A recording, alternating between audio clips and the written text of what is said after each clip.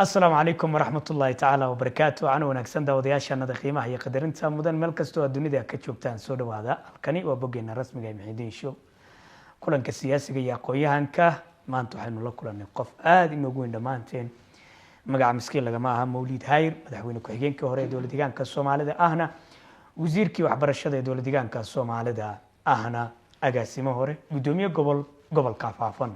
meelo badan ka soo shaqeeyay idinka hor dhici maayo aqoonyahan siyaasi rugcada Mawlid Hayr isaga ayaa inooga warrami doona taariikhdiisa iyo taariikh nololeedkiisa. Sharaf ay tahay inaan maanta halkan ku kulanno oo waliba aan ku soo booqano gurigaagii soo dhow. mahadin aad iyo aad baad u mahadsan tahay. ilaahay baa mahadle ina kulmiyey. ilaah haddana dalkeena iyo nabada aan maanta isku wareysanna alxamdulilah. taariikh nololeedka iyo waqtiga gaaban si aan uga faa'iidaysano. أنا waxaan ku dhashay gobolka Faafan degmada Awbarre gaar ahaan magaalada Xerigeel la yiraahdo meel 1 kiiloomitir magaalada halkay ku taal magaaladii hore 77 way duntay magaalada duntay oo diyaaradihii xilliga 77 ay dumiyeen meel 1 kiiloomitir u jirta ayaan ku dhashay aniga qoyskaygu markaa dabayaaqadii 77 iyo bilowgii 78 ayaa la ila qaxay qoys beeraley xoolo dhaqataa oo geel iyo ari iyo lo iyo beera intaba isku haystay baan ahayn marka 77kii baan qaxnay waxaan tagnay xerada qaxootiga la yiraahdo Agabar oo waxay ku taalaa waqooyi galbeed oo Hargeysa ay ku taalaa halkaasaan markaa ku barbaaray waxbarashada aasaasiga halkaasaan ka bilaabay dugsigayga hadda maamulihii dugsigayga jaamac Nuux baa la oran jiray Allahu naxariisto u geeriyooday sheekada waqti dheer bay naga qaadan waxbarashada aasaasiga dugsiyada qaxootigu fasalka 8aad bay ku joogeen wax ka sareeya looma ogolay halka markaan marayno anigu waan ka tagay waxbarashada halkaas iga joogsatay kadib waxaan u kacay meel la yiraahdo bixin doole oo yidna xero qaxootiga imtixaan baan halka ku galay nin hadda inuu nool yahay inuu geeriyooday ma kala garanayo maxamed ugaas mahad la yiraahdo imtixaanka naga qaaday imtixaanadaas aan ku guuleystay inaan helo shaqaalaan noqday marka halkaasaan shaqaala noqday xeryaha qaxootiga u shaqeeya dabadeedna halkaasaan xaaskayga ku guursaday Marweylahan Maxamed Jaamac oo iyada qoyskooga Hargeysa markaa deganaa iyadoo safar calafkuna kulmiyey haddana 10 caruura iyo caruuraha ay sii dhaleen aan isku leenahay maasha Allah waxbarashadii halkaa iga kala goday waxaan chance u helay walaalkay oo aniga iga weyn oo ila faaraxsan la yiraahdo oo anigu dumaal ku ah adeerkay baa dhalay isku hooyana waana ayaa macallimiintii IITT loo oran jiray IITT waxa weeyaan Institute of In-Service Teacher Training baa loo oran jiray Allahu naxariisto markaa ninkii loo oran jiray Cabdi Maxamed Tarax iyo Bashiir Faarax ka ahayo manaahijta Soomaaliya ninkii hore u mariyay manhaj ay iska kaashadeen oo macallimiinta lagu tababari jiray diraallo wax la yiraahdo la sameyn jiray adoo akhriso ah oo macallin aanad u baahnayn isagoo isfurfuraya xisaab wax kasta maada kasta kuwa baan markaa ka qaatay walaalkay iyo nin Cabdilaahi Hussein Faarax la yiraahdo dambal jooga iyo Dayib Ibrahim Jaamac nin kale la yiraahdo hadda la faa'iiso ku nool oo macallimiinta ka mid ah yan buugaagtaas oo maada walba kala qaatay dabadeedna dadka anay aqoonta iga sarreysay ee dugsiga sare dhamaystay inaan looxjiid wax la yiraahdo inaan looxjiito oo anoo shaqeynaya haddana aan dhinacna wax iska baro marka anoo dhisan oo aqoon dugsi sare oo wanaagsan wata ayaa dabadeedna Itoobiya dib ugu soo qaxay dabadeedna waxay noqotay inaan galno halkan imtixaan oo godayna looga keenay inaan ku galno imtixaan dugsi sare aan waan dhisanahay markaa waxbarashada aasaasiga 8aad aan kaga tagay laakiin waan si fiican baan u dhisanahay imtixaankii baan ku guuleysanay kadib haddana kolkaan imtixaanka ku guuleysanay ee lagu shaqaaleeyay waxaan galay imtixaan kale oo dugsiyada loo galay waxa kale oo ku dadaalay haddana Itoobiya markaan ku soo noqday inaan waxbarashadii haddana waxbarasho la dhigtaa jiro oo adiga oo gurigaaga jooga haddana la dhigto Itoobiya loo golyahay inaan halka haddana tacliintii aan ku dhameysto markaan dhameystayna inaan jaamacad haddana Itoobiya u galay jaamacadahan imtixaanka lagu galo entrance exam-ka loo galo laakiin 200 qof baan ku qaadan laakiin xoogay waxaan nagu qaatay 200 iyo xoogay yaa la naga qaatay dabeedna saasaan waxbarashadeedii iyo degreega koobaad kaga soo qaatay Addis Ababa Civil Service collegekii la odhan jiray oo hadda la yidhaahdo jaamacadda Civil Service University la yidhaahdo. xilligaas halkaa sharciga ayaan kusoo bartay, laakiin waxaa iiga horreeyey waxbarashadii kale ee macalinimada iyo tacliinta oo iyadana in service training lanoo sameynayay annagoo macalin oo dhinac wax ka dhigayna dhinacna wax lanaga barayay oo macadka Harar ayaan nagu xidhnaayo halkan lanogu siinay. marka macadadeenu may jirin bay ka dhigantahay kuwa wax lagu barto xilligaa mayna jirin. dabadeedna waxbarasho kaloo aasaasiya oo iyadna isla tacliinta radio education program la yidhaahdo Debre Burhan iyo Addis Ababa Mexico meel ku taalo Addis Ababa xaafadda Mexico iyo Debre Burhan inta tababaro lanagu soo siiyo radio programka inaan ka sii deyno. markaa si kooban usoo dhigo markaa tacliinta kale ee masterka Greenwich University ayaa diraalla halkan lagu dhiganaya lacagada $1 waana laga shubayay. xubnihii jansiga u helay ayaan ka mid noqday inaan leadershipka halkaa ku barano. dabadeedna anigoo final examkii qaatay buu shil baabuur igu dhacay. marka yacni heerkaasaan tacliinta ka gaadhay. marka alxamdulilah intii ka dambeysana oday baan noqdo inaan tacliin sii wado inaan cibaadaysto ayaan ka doorbiday. laakiin haddana dee adduunyada waan la socdaayo waxaa la yidhi maxaad baratay maxaad taqaanaa way ka duwantay. maxaad baratay waa wixii shahaado lagu siiyey sooma, maxaad taqaanaana waa waxaad taqaana dee sooma. marka intaa profilkayga haddaan kusoo gaabiyo wixii kale su-aalaheed qabtaan diyaara. aad baa mahadsanta mawlid hayr laga dhargi maayo profilkiisa aad buu ballaaray. mas-uuliyad kala duwan baad ka soo qabatay deegaanka Soomaalida. shaqadii ugu horreysay ama xilkii ugu horreeyay mas-uulnimo eed ka soo qabatay deegaanka muxuu ahaa? mas-uuliyadihiisa aad soo qabatay maxaa ka mid ah? horta dee hor iman doonaa hadda madaxweyne ku-xigeenka markaad ahayd. horta bilowga ugu horreeya waan kuu sheegay anigu dee halkan markaan nimid macalinnimo ayaan imtixaan u galay. mid macalinimadiina waan ku guuleystay. dabeedna tababar baa lanoo xirayay. tababarkiina labada qaybood macalin classka wax ka dhiga in lai tababaro, haddana macalin radio programka wax ka sii daayo idaacadaha laga dhegeysto in lai tababaro ayay tacliintayda asaasiga ahayd markaan digdigii xagga u kacno. kadibna waxaan noqday mass media team leader wax la yidhaahdo. nin maxamed maxamuud yuusuf la yidhaahdo oo reer muxuu ahaa maxamuud daahir waad garanaysaan baan maray dowladdii dhergiga madaxdeedii ka mid ahaa waa adeer u yahay.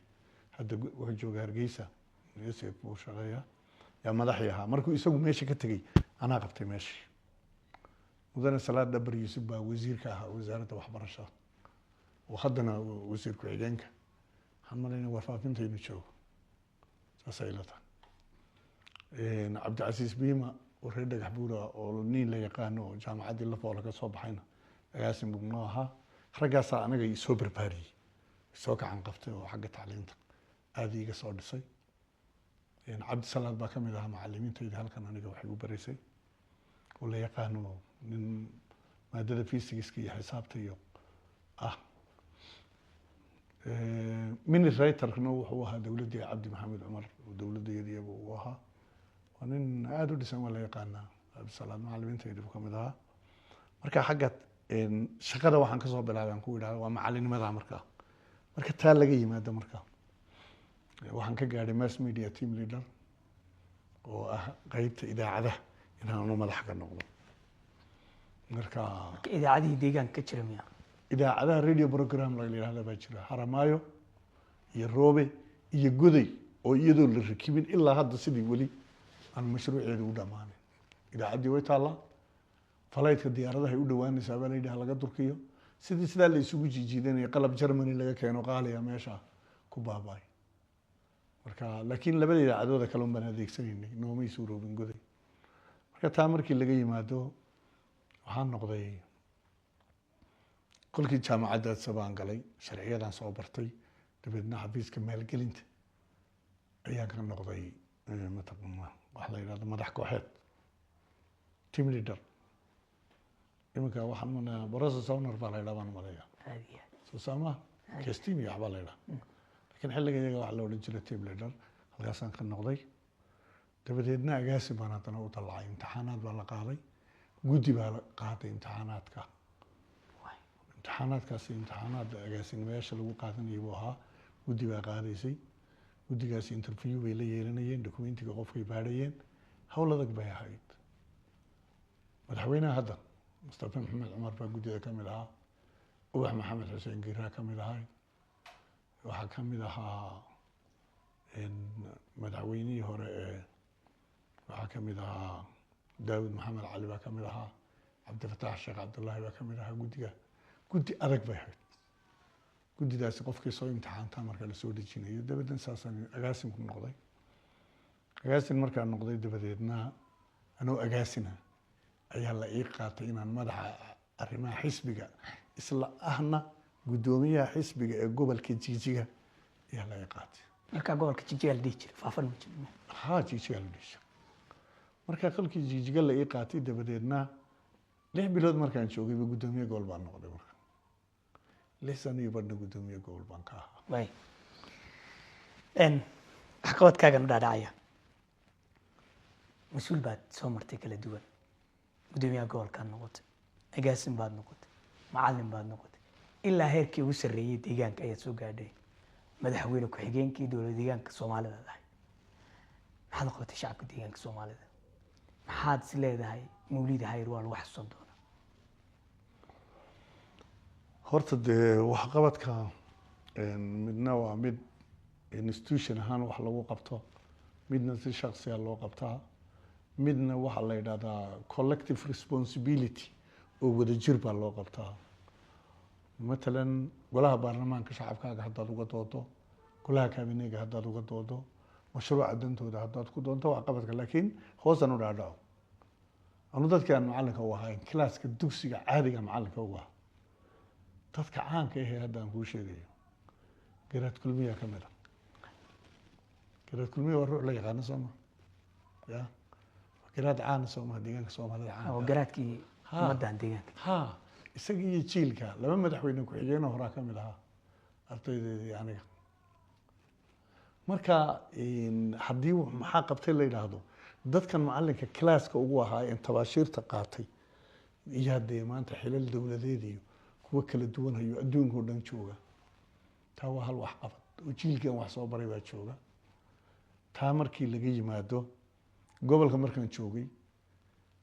institutionada ugu badan ee caafimaadka health centerada kuwa la yidhaahdo health centerku macnaha waa rural hospital ma isbitaalka dee miyiga darajada oo koowaad ah marka kuwa xilliga ugu badnaa ee gobolkan laga dhisay ayaan guddoomiye gobolka ahaa xukuumadda health centerada waa lasoo dhaadhiciyey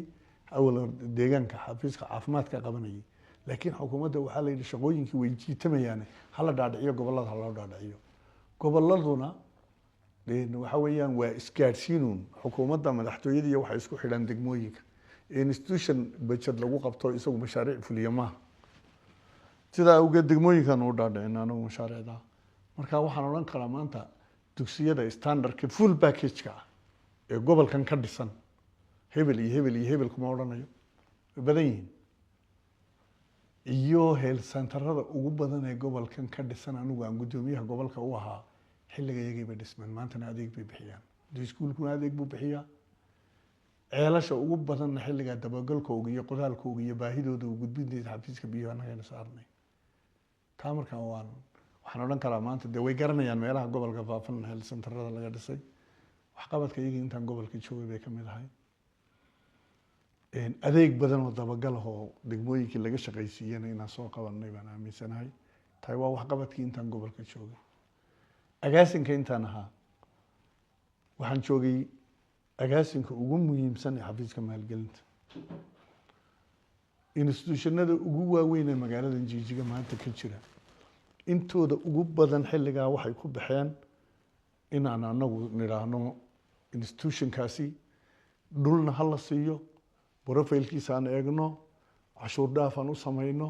qalabku u baahnaayo cashuur dhaafa uu la soo dego xamda hotel baa ka mid ah oo lakiba xilligaa hosbitaal ahaa rabaax baa ka mid ah rabaax oo riigag iyo qalab fara badan leh mudane cabdullaahi waa taqaanaa sooma reer qabdiraana adigu kuma soo koobi karo waxalla yani xilligaa waxyaabaha riigaga ha la soo dejiyo ha noqoto meelo la dhisayo ha noqoto inta badan iyadan markaa magaaladan aasaaskeyga bade hotel baa ka mid ahaa oo xilligaa dee hoteelada ugu standardsan ahaa xilligaa jigjiga waxaas oo dhan waxa weeyaan waxaan odhan karaa intaan agaasinka ahayn waxyaabihii aan fududaynay bay ka mid ahaayeen oo sababteeda ku baxay markii kale loo yimaado xafiiska waxbarashada intaan joogay wixii kaabine ahaan ama baarlamaan ahaan ku qabanayna waa arrin gooniya laakiin anigu muddo kooban baan joogay xafiiska waxbarashada weliba shil baabuur baa igu dhaco muddadaa waxaan ahaa off and on qof yacni marna dhakhtar tegaya marna ka soo noqonaya laakiin go-aamadii aan gaadhnay xilligaa aniga ku-xigeenkaygii baa shaqada waday ana Thailand baa 3 jeer qalliin la igu sameeyay ku maqnaa dalka gudihiisana 2 jeer baa la igu sameeyay shil baabuur baa igu dhacay marka shilka baabuurna aniga oo nidaamka federalismka tababar TOT la isoo tababaray inaan deegaanka oo dhan madaxweynaha laga bilaabay ilaa qabale inaan tababaro ee shilkaas igu dhacay dibadna dawladdu dhakhtar bay dashay xilligaa ida iga bixisay qarashka marka yani waxaan odhan karaa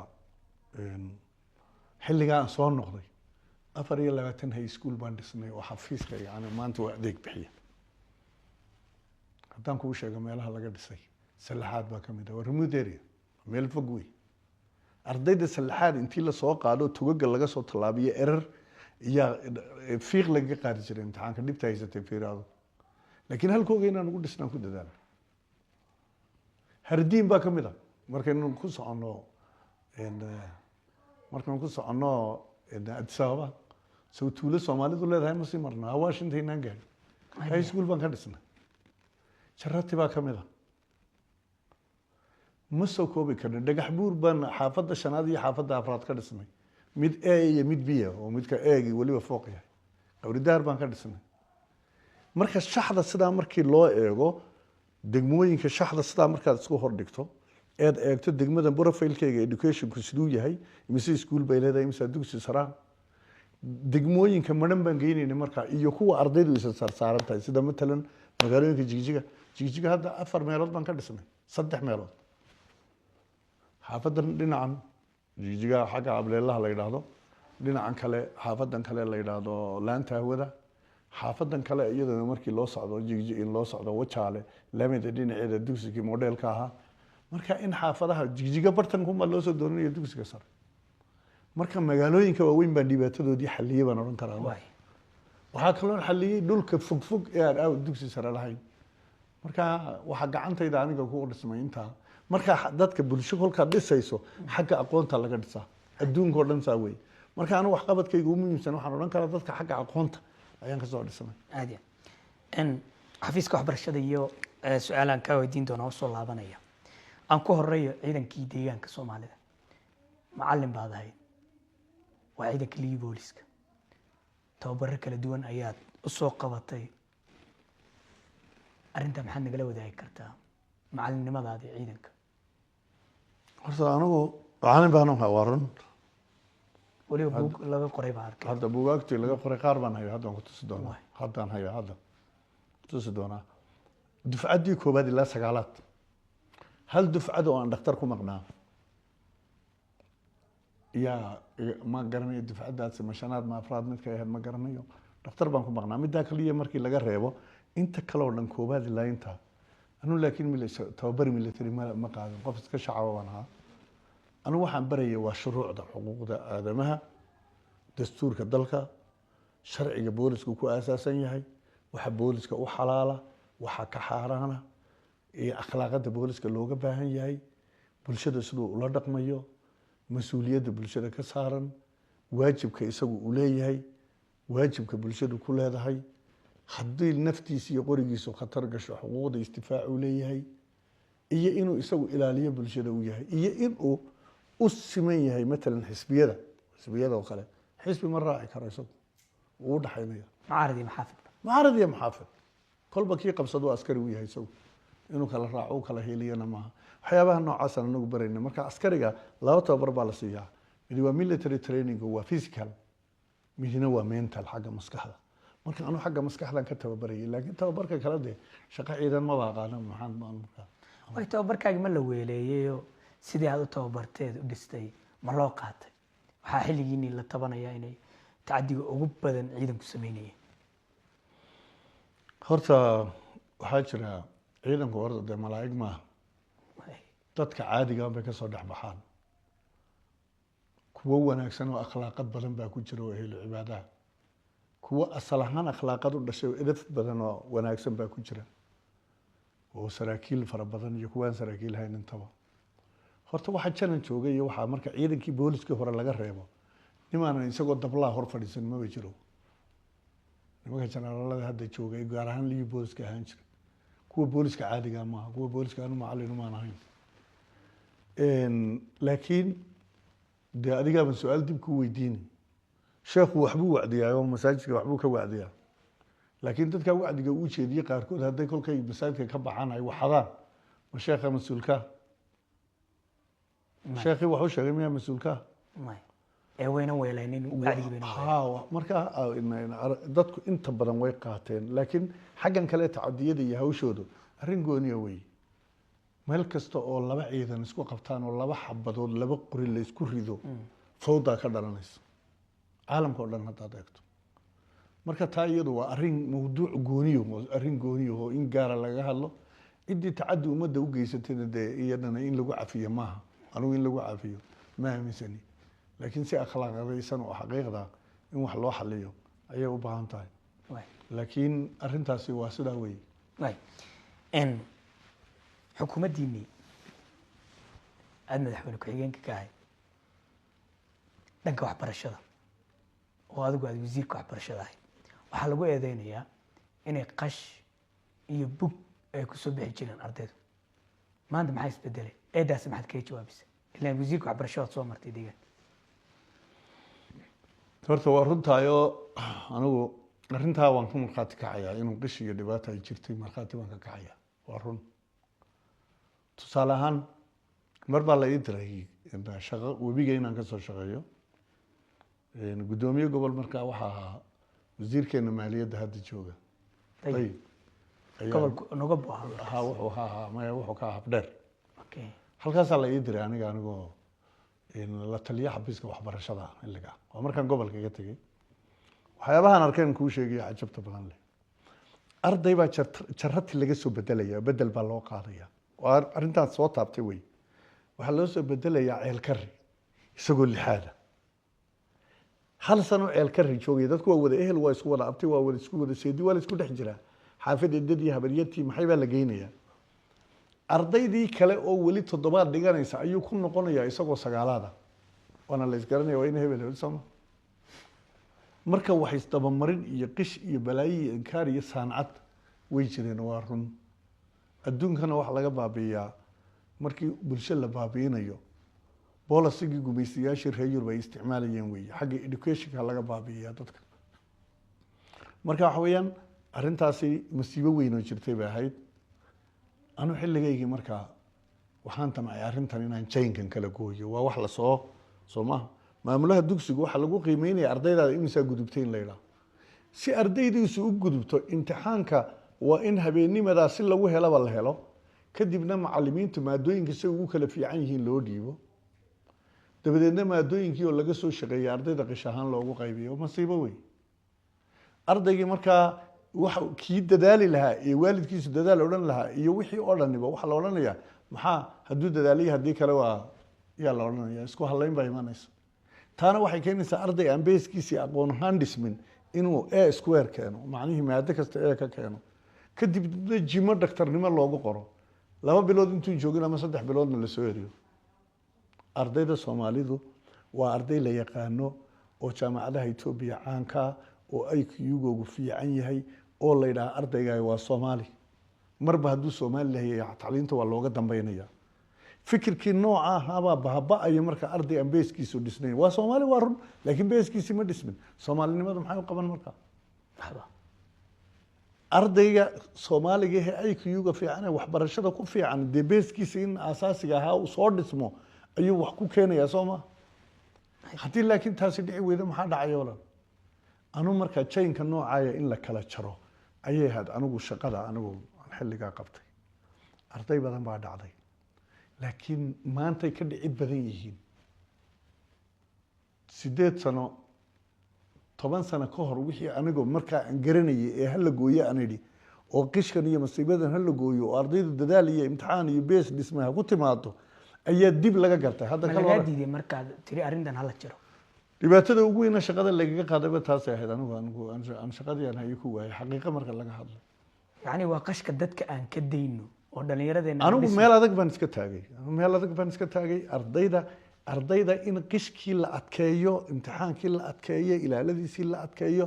horta sanadkii jawharna imtixaanka iyo la dusiyey ee wax la waxeeyay bay ahayd imtixaanadu gubteen xilligaan shaqada laga qaaday kolba 2-3 jeer imtixaanka la qaaday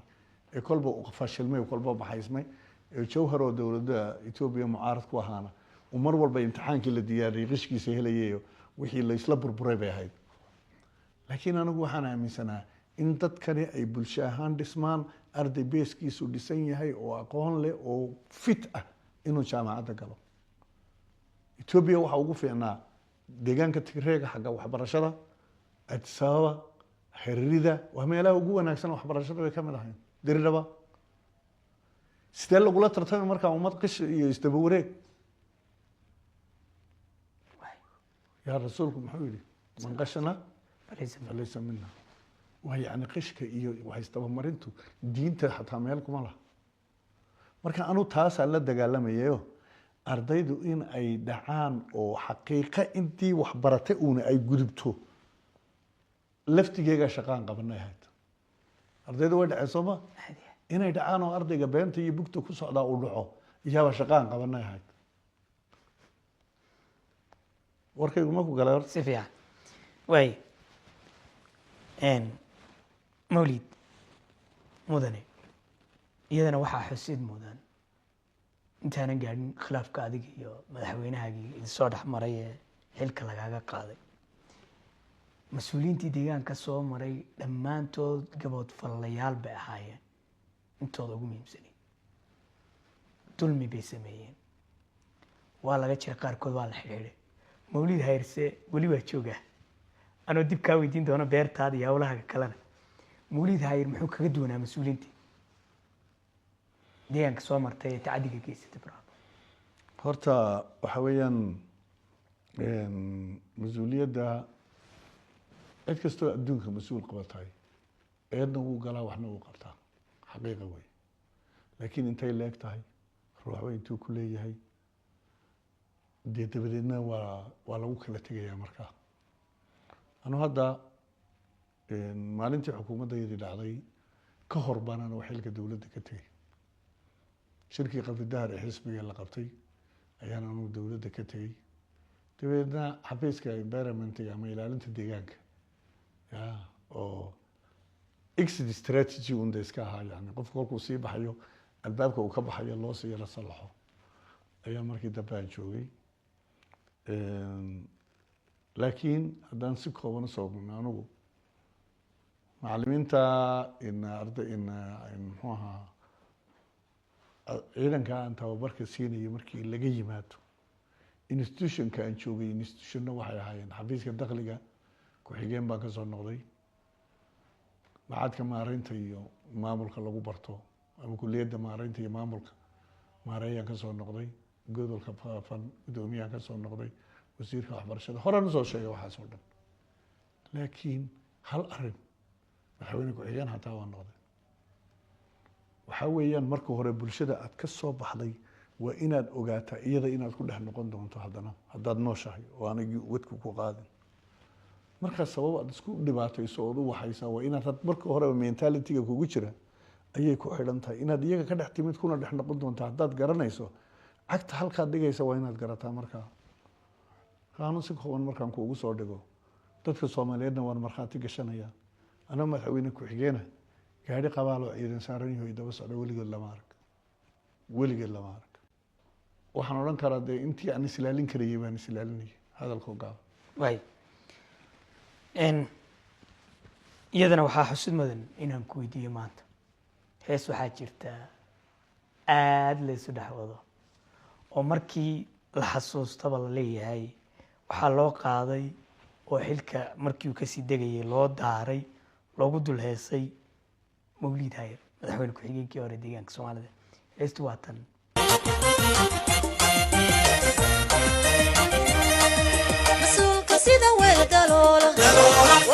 حسبينه دافته وحبنا نوقبني ويا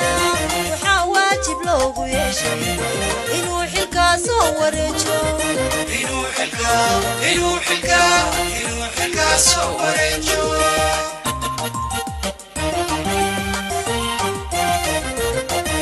مسؤولك سيدا ويدالولا وانا ذا حسبينه دافته وحبنا نوقبني ويا وحواجب لوغو يشي إنو حلقا صوريجو إنو حلقا صوريجو heestan maadaa lagu qaaday mise mas-uul kale horta heestan qabri dahar shirkii qabri dahar way oo maraacata shirkii ka dhacay ee heestan horta la qaaday way heestan xaqiiqa waxaa loo qaaday cabdicasiis maxamed cabdi madaxii xarunta xisbiga ahna wasiirkii madaxtooyada ahaa haddaad sabab jooga way iyo aniga labada qof ee heesta ku socoto horta labada yara sanay waa la idinku dulaysa ha waliba kolka la heesayo editoradu markay sameynayeen kaamerada ha kolle isagaa la dulgeynayey kolle anaa la dulgeynayey may garata heesta horta annaga nagu socotay way laakiin wixii aan ahayn ma dareenteen horta inay heestu idinku socotay markay heestu si fiican weliba waa la cadeynaysa sida muuqaalka ha anu heesta oo socota su-aalo badan baa meesha laiga soo jeediyey aad fara badan su-aalahaasi qaarkood waxay ahaayeen maxaa mawlid hayir loogu bixiyey jidka la yidhaahdo soo socda wadada ayaa kamid ahaa wax badan marka heesta kumaana nala dulgeynaya su-aalahana waa nala weydiinaya laakiin markii aan ka jawaabay tiraba 4,000 oo qof baa joogay meesha oo xubnihii xisbiga meel walba isaga yimid ahaa jawaabihii markii aan bixiyey wixii aan ku jawaabay in laga garaabay noqotay shirgudoonka xilliga madaxweynihii xilliga iyo madaxdii inay ka garaabaan madaxweynayaal hore rag bar badan baa joogay marka waxyaabo badan oo xilligaa lasoo dhigayay in laga garaabay noqotay anaguna dee in xilligaa marmarka dee meesha kolkii lagaayo riixayo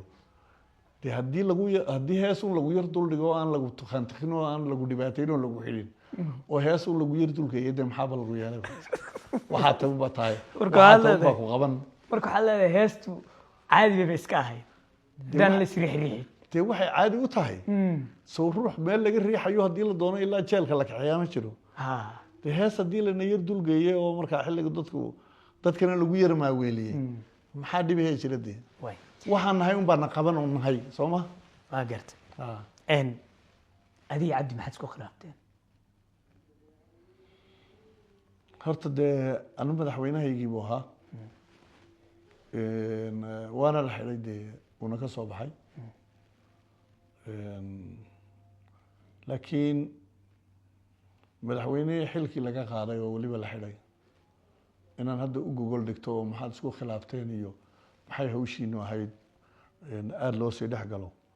oo ma jecli oo inaan ku talactigo ma doonayo laakiin calaa kulli xaal arrinta ugu weyni aragtida anigu aan qabo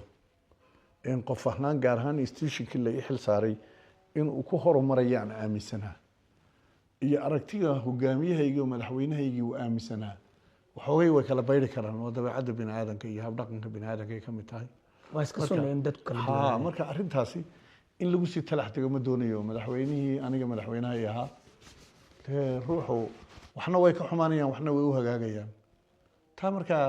waxaa hay-adaha sharcigaaba la horgeeyey wixii laga yidhina waa laga yidhi wixii xukun ku dhacayna wuu ku dhacay marka arrintaa inaan kusii fogaado ma doonayo halkaa inaan ku dhaafaan jeclaa wadada mawlid hayir say ku timid horta waddadaasi anoo madaxweyne ku-xigeena guri halkan inaan ku tusana waan jeclahay ayaan deganaa waa guri saraba wey sarab waxa la yidhahdo ama jafaqaabeedka la yidhahdo jetbet marka gurigaasaan deganaa guddoomiye gobolna waan ahaa dayrkaygu jiingad buu ahaa haddana weli way ku xidhan tahay jiingad aada u gabowday weliba qaarkeed ayuu ahaa guddoomiye gobolna waan ahaa guriga bilafoonka ku xidhan wuxuu ahaa marada maxamuudiga nuuradda la mariyo carrada kusoo daadatay soo kuuskuusmay iska gartaa qof markaa guddoomiye gobol 6 sano iyo baraha oo guri noocaasa ku nool dabeedna xukuumaddu markii madaxweyne ku-xigeenka noqday in la ii garaabay noqoto guri la ii kareeyo marka guri baa halkaa la iga kareeyey xaafadda laanta wada la yidhaaho halkaasaa la iga kareeyey dabadeedna markaa dadka madaxdihii waxa caado ahayd in markay meel degaan askartooda habeenkii dadka toosh ku qabato oo la xidho oo ay joog la yidhaahdo oo haddii xaafadda dhibaata xataa ku dhacda xilliyada yani qof hadduu ka xanuunsado in meel la geeya mararka qaarkood ay yar adkaato dee celcelinta iyo joogta iyo tooshka iyo widhay ay ku yara badato marka anu markaan la soo degay madaxweyne ku-xigeen baa meesha soo degay la yidhi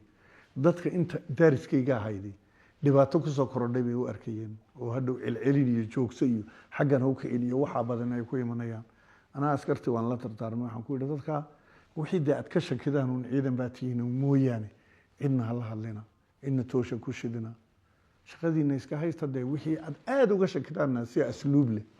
oo xirfad ciidan ku jirta oo nula dhaqmo marka markii ugu horreysayba horta wixii ay saadaalinayeen bay waayeen marka labaadna anigu jidkaa ma dhisin laakiin jid maamulka magaalada iskaga sii qorshaysnaa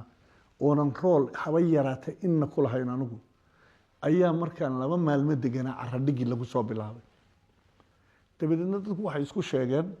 ninkii madaxweyne ku-xigeenka ahaa inala soo degay maadaama halka soo degay haa dhibaatana inooma yeelanin laakiin wadadii baa loo samaynayaa oo isaga gaadhigiisa iyo waxbaha dee dadku qaar waxay leeyihiin isagaa inoo keenay oo wadadanu buu yidhi dadka waddo xun baan meesha ku arkay laga hagaajiyo yidhi qaarkoodna waxay yidhahdeen may innaga laynooma hagaajinaye isaga ayaa turunturada loo diidanayo gaadhigiisa guuguuf inuu idhaahdo oo loo samaynayaa waxay doontaa ha noqoto waxa weeyaan de wuxuu qorshu ku socdaaye jid u qorshaysnaa maamulka magaalada iyo aniga degidii simultaneouska waxa la yiraahdo ayaa isku dhacay ugu dambeyn waxay noqotay xaafadii meel caan ah oo la isku tilmaamo la yiraahdo bishaashta xageed tagaysaa guriga mawlid hayir meed dhaafaysaa maad ka sokaysaa xageed ka xigtaa in la yiraahdo meel caan ah oo lagu tilmaantay inay noqoto magacu sidii buu ugu dhagay sidii baan haddana marka dambe aan la iigu qiimeynay halka oo la lahaa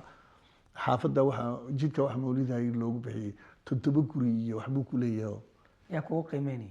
dee shirka maraacata markaan kuu sheegayo okay shirkaba lagu soo dhigay yaa la soo dhigay ba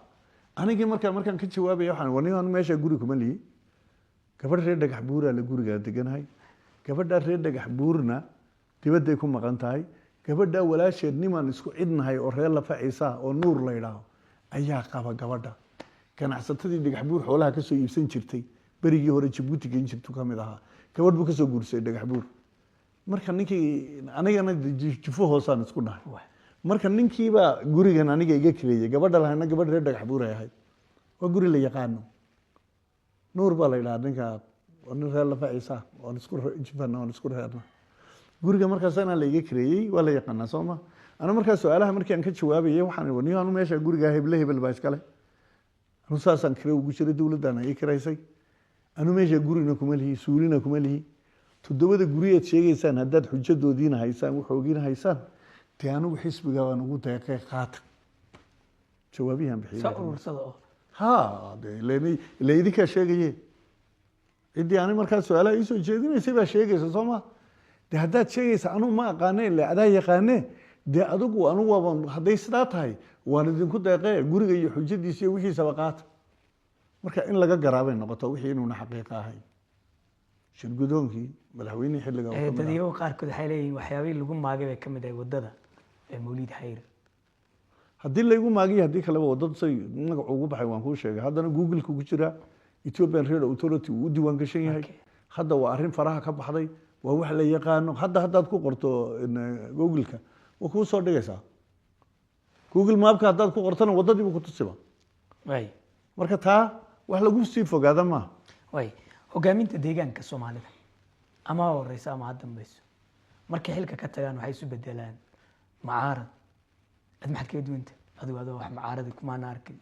beeraley baad iska tahay maxad ka duwanta adigu horta mucaaradnimadu waxa weeyaan waxa la yiraahdo child psychology marka la yiraahdo waxa weeye ilmuhu koob caana markaad u dhiibto qaarkii wuxuu arkaa koobka inta ku jirta qaarna waxay arkaan koobka inta madhan ilmo yaroo caana loo dhiibayo ooyayo weligaa ma aragta ay way jirtaa sooma aad iyo aad koobka inta madhan baa u muuqata isaga ilmana uu ku qancay intii loo dhiibay oo inta ku jirta u muuqata optimist iyo pessimist baa la kala yidhaha marka waxa weeyaan xukuumadda qiimeynteeda institutionna u dhisan maxaa ka mid ah xisbiga talada haya inuu isqiimeeyo muraayad isagu isku noqdo wixii adeeg shacabka laga xumaynayo la isku qiimeeyo xarunta xisbiga loogu yeedho ilaan waa shaqaalo maanta xaruntii ilaan waa dastuuri inuu xisbiga doorashada inta badan ku guuleysto inuu dowladda soo dhisto waa arrin dastuuriya kanay ku qoran tahay waa dastuurkii federaalka kana waa kii deegaanka ku qoran tahay institutionka labada qiimeynaya waa maxay waa baarlamaanka adduunka laba system baa jira presidential system iyo parliamentary system baa jira Ethiopia waa parliamentary system dadka ayaa baarlamaanka uu soo doortayba uga wakiila dadweynaha inuu dowladda la xisaabtamo sideedaba dowladda horta markii lagu dhaw waa saddex qaybood waa qaybta garsoorka iyo qaybta xeer dejinta iyo qaybta hay'adda fulinta la yiraahdo marka waa hay'adda fulinta madaxweynuhu hay'adda fulintu iyo madaxweynaha kabineygu hay'adda fulinta ka mid yihiin hay'adda fulinta hay'adda baarlamaanka ay tahay inay la xisaabtanto garsoorka iyaga inay tahay inay la xisaabtanto waa institutionka labaad inuu la xisaabtamo shaqada dowladda la doonayo ta dambe ugu dambeysa public accountability bay ku jiraan dadweynaha la xisaabtamaya haddana qalabka warbaahinta lagu xisaabtamaya watchdog noqonaya hadduu dhibaato soo arko oo sheegaya marka anigu sida aan u mucaaradaya iyo sida dadka kale u mucaaradayana kala duwanaan kartaa dhawaan hadda aanu kaliya baan doomay aan xukuumadda ku aan dhaliilaheeda ku tilmaamay gobol baa u doodaysay harawo la yidhaah gobol harawo la yidhaah waan u doodaya waa run laakiin dadka Soomaaliyeed wixii ay u qabteen fiicanna waan qirayay waxay ku dhaliilan yihiinna waan tilmaamay dadkay gurada xaq bay u leeyihiin waa run haddaan idhaahdo muxuu ahaa dee si guud oo Soomaalinimaan u hadlay waayo waa inaan profilekayga iyo waxayga garanayso ma si gaarana dee haddaan idhaahdo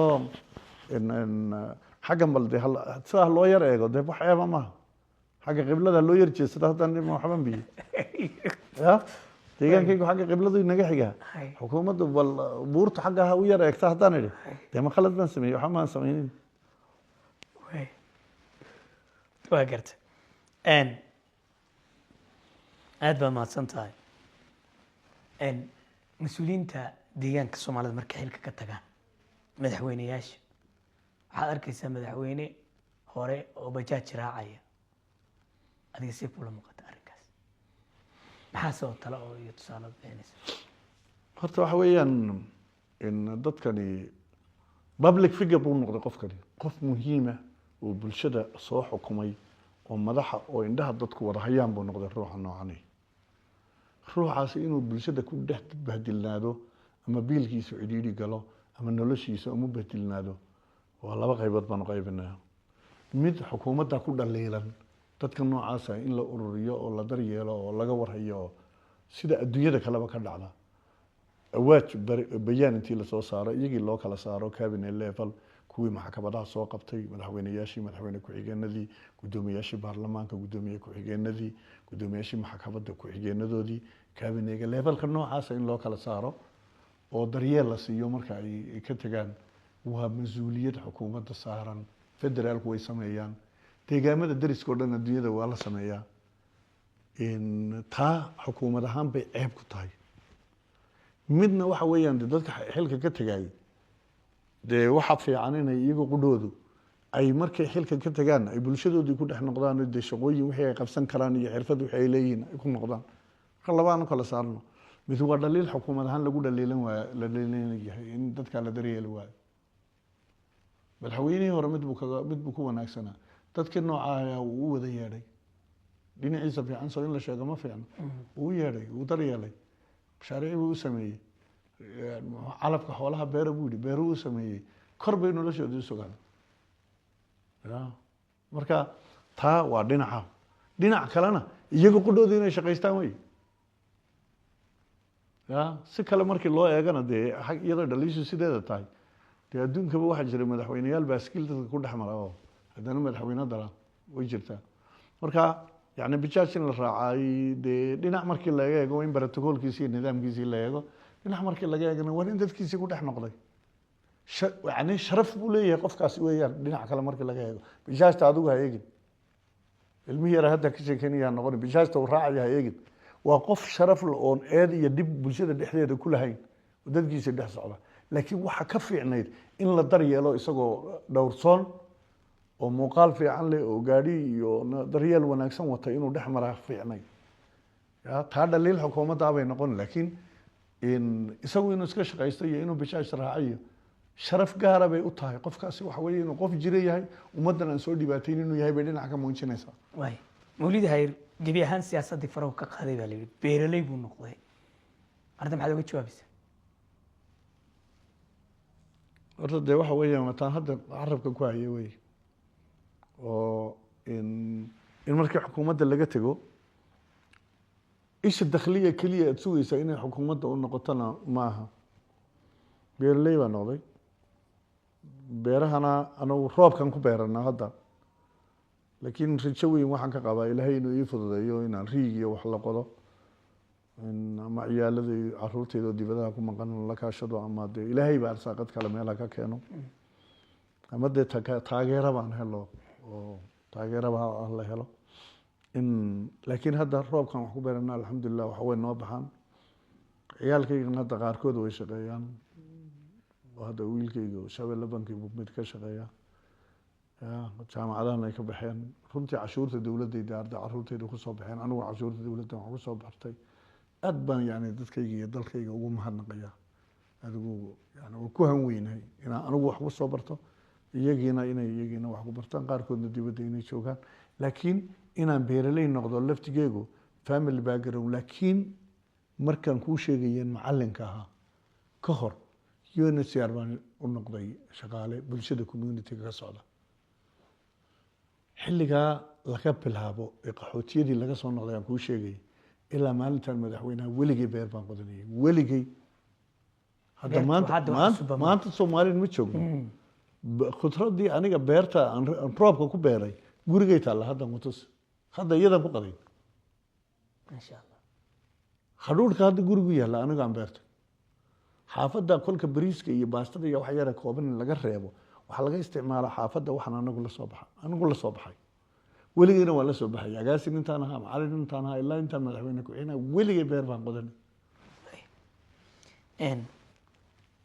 aad baa mahadsantahay mawlid hayr han siyaasadeed ma leeyahay hadda wixii ka dambeeya lacalla inuu madaxweyne deegaanka ka noqdo in wasiir uu ka noqdo han ma kaliya siyaasadda deegaanka iyo tan dalka mar kale mawlid hayr aniga horta iguma jirto waay anigu ma jirto aan doonay inaan iska cibaadaysto inaan iska shaqaysto caruurtayda inaan mustaqbalkooda ka shaqeeyo caruurtooda inaan ka shaqeeyo inaan noloshayda matqa cibaado iyo shaqo inaan iska shaqaysto xukuumaddana inaan wixii ay ku dhaliilan tahay si aan xanuun lahayn oon cudur lahayn inaan ugu tilmaamo idhaahdo meesha waad seegantiin inaan idhaahdo waayo dee ruux deegaanka laga garanayaan ahay haddaan halka dee xukuumaddu way shaqaynaysaa waxna way ka qaldami karaan waxna way u hagaagi karaan si aan xanuun lahayn oon cudur iyo bukaan lahayn inaan ugu tilmaamo ciddii qoonsan iyada u taallaa laakiin war halkaa waad ka gaabanaysaan waad ka dhaliilantiin inaan idhaahdo waa meesheeda xagga ilaahay hadday ka qoran tahay adna ma hor joogsan karti adna ma hor joogsan cidina ma hor joogsan karto laakiin aniga han ahaan iguma jirto hadda isbedelkii dalka iyo deegaanka ka dhacay aqoon-yahan siyaasi sidaad u aragtaa adiga horta dee isbedel adduunyadao dhan buu ka dhacaa isbedelka deegaankuna uu dhacay hadda waxa weeyaan waxyaabo aan u arko isbedelkan inuu muhiim yahay horumarinta magaalooyinka oo kale aan soo qaadan tusaale ahaan magaalooyinka in la horumariyo jigjiga maanta magaalo dad Soomaaliyeed leeyihiin magaalada maanta ugu laameyda badan dad Soomaaliyeed magaalo ay leeyihiin oo dhan isku wadage magaalada ugu laameyda badan ugu qurxoon hadda yani quruxdeedu ay maalinba maalinka soo korayso marka isbedeladan hadda aan waxyaabahan urban development-ga waxa la yiraahdo kale maamul magaalooyin la kasoo miisaaniyad loo raadiyo la kobciyo dadku urbanization-ka waxa la yiraahdo in la sameeyo oo waan ku dhaleelaya waan ku bogaadinayaa baan sheegaa ku bogaadinayaa waxyaabaha isbedelka weeyaan xukuumadda iyadii hore laftigeegu iyaduna mashaariic ku dhacda ama ha guuleystaan ama ha guuldareystaan oo yani si dhiiranaan leh lagu sameynayay way jiraan matalan mashruuc maltuurada ah oo intuu degmo ka tago biyo waraabina tan tago inkastuu koostigeyga leeyahay oo booster roll in la sameeyo loo baahan yahay markii biyihii meel laga soo tuuro meel lagu tuuro halka kale matoor la dhigo tumba la sii qaadsiiyo mashruuc had iyo jeer running cost iyo maintenance dayactir u baahan inuu noqonayo waxyaabahooda laakiin mega project oo wanaagsan oo la qabanayana way jiraan isku wadagee waxa weeyaan inkastoo oo aan oran karo sida aan kuu sheegay wixii dhaliilan iyo wixii toosan la tilmaami karo wixii dhaliilan laakiin isbedelku ilaa hadda waxa weeyaan gaar ahaan xagga horumarinta magaalooyinka isbedel weyn baa ka muuqda cidina dafari karin ugu dambeyntii anuu barnaamijka qayb labaad u samayn doona oo beertaada ku raaci doona maalin maalmaha ka mida halkaana waqti qurux badan oo kusoo qaadan doono mawliidna ay tusi doono isagoo cagaafkiisa wato guntiga u gaabsan yahay talo tusaale fariin fursadda haddaan kusii maxaad dhihi lahay horta halkaa waxaan soo dhex gelinayaa fursadda nidaamka dowladeedan haysano in laga faa'iidaysto mid dadka Soomaaliyeed waxaan u soo joogay inaan in yar ku dhex tuuraa fiican kadibna aan tala tilmaamo mid guud waxaan anigu u soo joogay adduunka dowladaha nidaamkooda laba loo qaybiyaa gebigiisaba adduunkoo dhan labo unitary system mid baa la yidhahdaa waxa weeye waa dowlad dhexe oo ilaa hoos iyadu maamusho iyo nidaam furfuran oo dowladda maamulka la dhaadhiciyo waa nidaamka federaalka la yidhahdaa oo isaguna sii kala baxbaxay oo noocyo badan leh laakiin markii la isku soo koobo dad iyo dal Soomaaliyeed oo Soomaali baa la yidhi oo la israaciyo waa markii ugu horeysay oo si dastuuriya dadka Soomaaliyeed la isku raaciyo meelo kooban oo isku haysano qowmiyadaha dariska ha noqoto laga soo bilaabo Mooyaale ilaa halkaa iyo Dawal in muxuu ahaa Cadayti iyo Cundufta iyo Jiida markii la yiraahdo qowmiyadaha dariska maamulka isku jijiidano markii laga reebo waa markii ugu horeysay xuquuq dastuuriya la noqdo member state oo federal system aan ka mid noqono marka nidaamka noocaaya in laga faa'iidaysto waa dardaaran guud lana ilaashado waa maxay dowladihiina soo maray oo dhan laga soo bilaabo dowladii boqortooyada Talyaanigii oo mar wadan ka qabsaday Ingiriiskii oo isaguna mar wadan ka qabsaday dad iyo dal Soomaaliyeed oo deegaanka Soomaalida oo qaybta Itoobiya raacsana oo weligeed intaas Soomaali baa la leeyahay waa markii ugu horeysay xuquuqda dastuuriga article 47 dad baa yiraahdo Somali regional state waxa soo kale waa weyna fahansaneen mooyaane region iyo state gobol iyo state waa kala labo marka state way ka qaraweyn tahay waa dalka dadka hawada wax alla wixii khayraad ah ku dhex nool intaas state la yiraahdaa dowladuna waxa weeyaan waa subset of that macnaheedu waxa weeye waa qayb kamida oo institutionkii dawliga ahaa oo saddexdii u kala baxaya baarlamaankii garsoorkii iyo hay'adii fulinta u kala baxaya laakiin marka qaar kood imanka waxaan ka kubadda lagu ciyaaro Soomaaliya garan soo ma jiro Maaliya Somali region baa ku qoran hadda qaar kood waa meel ka dhaxway waxa lagu qoraa SRTV laftigeedu meel ka dhaxway SRTV maarta Somali region TV bay u taaganta waa meel ka dhax way not region state baa nahay gobolka Jigjiga hadda gobolka Faafan hadda dastuur buu leeyahay waa gobol dastuur buu leeyahay laakiin state way ka qaraweyntaa ama ha yaraata baaxad ahaan dhul ahaan ama ha weynaato Hararidu hadda waa state waana magaalo iyo inta yar ku wareegsan Soomaa laakiin waa state state-da Mareykanka kale weeyaan konton labada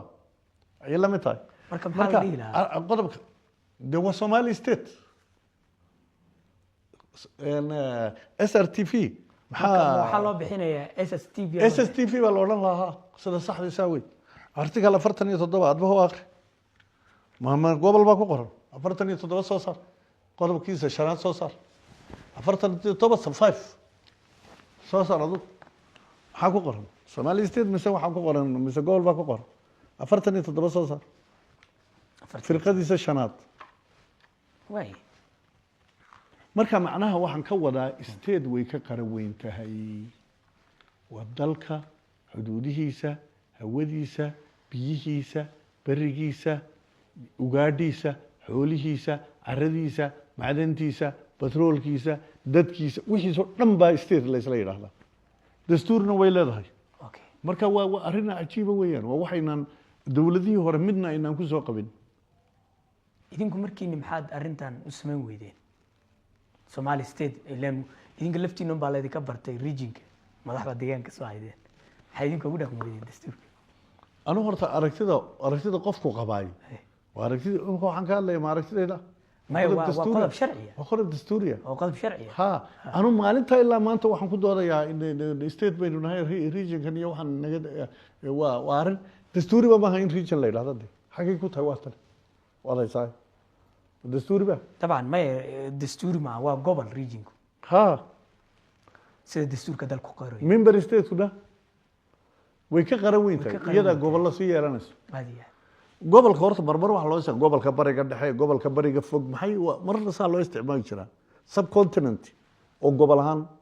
gobolka geeska Afrika oo kale waa subcontinent waxa laga hadlayo Soomaa marmar saa loo adeegsataa laakiin markii within state oo state kale ay ku sii dhex yaalaan la sheegayo state-ka Mareykanka oo state kale ku sii state kale ku sii yaalaan state-ka Ethiopia oo state kale ku sii dhex yaalaan way waxaan ka hadlaynaa member state weeyaan oo federal system arrinka qaran weyn oo hadiyadu cajiib weey ودستورية وحقوق دستورية politically economically socially dadka Soomaali leeyahay dadka Soomaalida inta iyagana maamusha leeyahay not region state way way maxaa kala ku daraysaa inta wallahi de waxaan ku soo daray aru deegaankan waxaan soo joogay iyadoo oo loo baahday 4 school administration waxa la yiraahdaa maamulka dugsiga sida dugsi loo maamulo la soo baro oo qof fasalka muxuu ahaa shahaadada yara 9 bilood lagu bartay macallinimada Soomaaliya TTI-da 9 bilood aadiya tala waay ninki Yusuf Laylaaba la helay oo reesha shamana ahaan jiray asal ahaan laakiin ka soo jeeda gaashaamo hada qabiilahan wareebel inaan ku dhaamaha laakiin markaan gaashaamo ku dhaw fahmaysa Soomaa Yusuf baa la oran jiray Allah Yusuf Ancheef baa la oran jiray Allah naxariis dugsiga Sheekh Abdulsalaam buu joogi jiray markaa oo maadooga la oran jiray ama jigjiga junior secondary school baa la oran jiray anna macallin baan ka ahaa marka ninka kaliya la helay ka war maantana maanta imisa PhD joogta imisa master joogta imisa master 1 2 3 4 leh marka wixii shalay aan soo joognay waxa maanta la kala haystaa bal adigu deegaanka Soomaalida oo ah qoomiyad ahaan waxaan nahay qoomiyadda saddexaad baan nahay Itoobiya oo dhan xamaarada iyo oramada kaliya inaga badan dalahaanna waxaan nahay political mapka markii la eego number 1 ama inaga iyo oramada 1 iyo 2 isku haysan that's all Itoobiya marka marti kuma niin maabahan dhulka baaxadiisa markii la yiraahdo land mass yani waxaan la yiraahdo dhul ahaan baaxadda dhulka marti kuma niin hadii la yiraahdo ummadahan waxaan nahay qoomiyadda marka arrinta noocaas oo kala ah in la ilaashado weeyaan wixii aan sugnay ee lagu sii daraa waxay noqonaysaa in looga sii gudbo mustaqbalka loo baahan yahay iyadoo loo maraynin dhibaato iyo fawdo iyo mashaakil kale aan loo maraynin loo raadiyo mayane confederation waxa la yiraahdo kale in haddana loo sii gudbo mustaqbalka hankeenu saa weey confederation waxa la yiraahdaa laakiin confederation waa nidaamka federaalku awoodihii loo sii kordhiyay weeyaan state-ka loo sii kordhiyay oo wax badan iyadoo ay maamulanayso intaas ayaa marka dadka Soomaaliyeed kula daltaarmana marka maanta deegaanka inta leeg hal hay school baa ka jiray bal maxaad malaynaysaa ilmaha mooyaale ka yimaada ilmaha galxamur iyo ka yimaada muxuu ahaa booq inta in leeg buu soo soconaya jigjiga inuu high school ka dhigto cadayti iyo cundufo ilmaha ka yimaada intaan lag high school iyo soo dooran karaa maantana imisa high school baa jira inkastoo tayada iyo wixii ay shaqo badan weli inooga baahan tahay oo in la tayeeyo waxbarashada ay hawl badan u baahan tahay dee haddana laakiin waxa weeyaan wax weyn baa qabsoomay baan odhan karnaa intaasoo arday baa maanta jira hadduu soo aqoon-yahan maanta journalist soo mati shalay markii la la'aa 9 bilood qofka soo bartay la la'aa miyaad joogtay waxbarashadii deegaankaad ka mid tahay Soomaaliya markaa xaqiiqa waa saa wey aad baa mahadsanta aad baan kaaga mahadcelinayaa qayb labaad buu waraysigan yeelan doonaa insha Allah taala insha Allah shukran daawadayaashana qiimaha iyo qadarinta mudan qaybtan waa qaybta koobaad ee Mawlid Hayr wax ka baro barnaamijkeena la kulanka siyaasiga iyo aqoonyahanka oo maanta martii inoogu ah madaxweyne ku-xigeenka hore dowladda deegaanka Soomaalida su'aalo badan oo qabteenna waa uu ka jawaabay kuwa badan oo qabtaana gadaal ayuu uga jawaabi doonaa ee barnaamijyadeena xiga haddii Allah awood la yiraahdo amriga iyo caafimaadka Allah ku barakeeyo adigana aad baan kaaga mahadcelinayaa barnaamijka waxay la qayb qaatay saaxiibka injineer Nasteex barnaamij lamid inta ku kulmayna barbaarinta danaha guud dantaada waa tayada waa tayno idil saayino gudkaliyo